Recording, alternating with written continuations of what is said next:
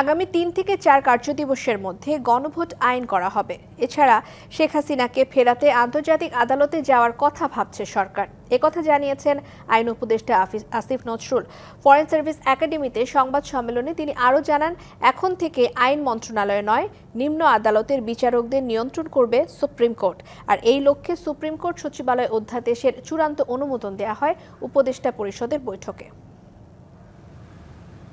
বৃহস্পতিবার অন্তর্বর্তী সরকারের প্রধান উপদেষ্টার কার্যালয়ে অনুষ্ঠিত হয় উপদেষ্টা পরিষদের বৈঠক। এতে সভাপতিত্ব করেন ডক্টর মোহাম্মদ ইউনূস।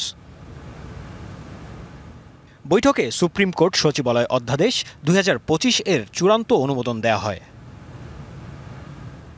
পরে বিকেলে ফরেন সার্ভিস একাডেমিতে গণমাধ্যমে বিস্তারিত তুলে ধরেন আইন উপদেষ্টা।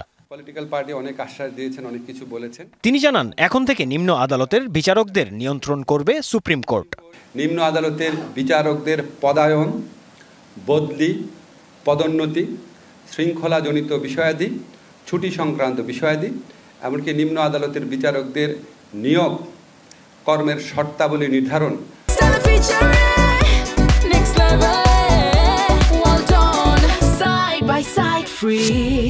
সমস্ত কিছু সুপ্রিম কোর্টের সচিবালয় করবে।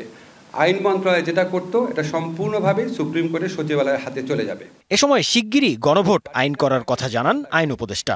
গণভোট আইন আমরা খুব দ্রুত করতে যাচ্ছি, ৩-৪ কার্যদিবসের মধ্যে হয়ে যাবে। আওয়ামী লীগ নেত্রী শেখ হাসিনা এবং সাবেক স্বরাষ্ট্রমন্ত্রী আসাদুজ্জামান কামাল, যেহেতু ওনারা এখন কনভিক্টেড, মৃত্যুদণ্ডপ্রাপ্ত, কাজেই আমরা মনে করি ভারতের এখন বাড়তি দায়িত্ব রয়েছে তাদের ফেরত দেওয়ার জন্য। তিনি আরও জানান, শেখ হাসিনাকে ফেরাতে আন্তর্জাতিক আদালতে যাওয়ার কথা ভাবছে সরকার। একই সাথে সাথে এই কনভিক্টেড ব্যক্তিদের দেশে ফেরানোর জন্য আন্তর্জাতিক যে অপরাধ আদালত রয়েছে রোমে, সেখানে আমরা কোনো রকম অ্যাপ্রোচ করতে পারি নাকি সেটা বিচার বিবেচনা করার জন্য আমরা অচিরেই বসে সিদ্ধান্ত নিব। জাকারিয়া খান, ডিবিসি নিউজ, ঢাকা।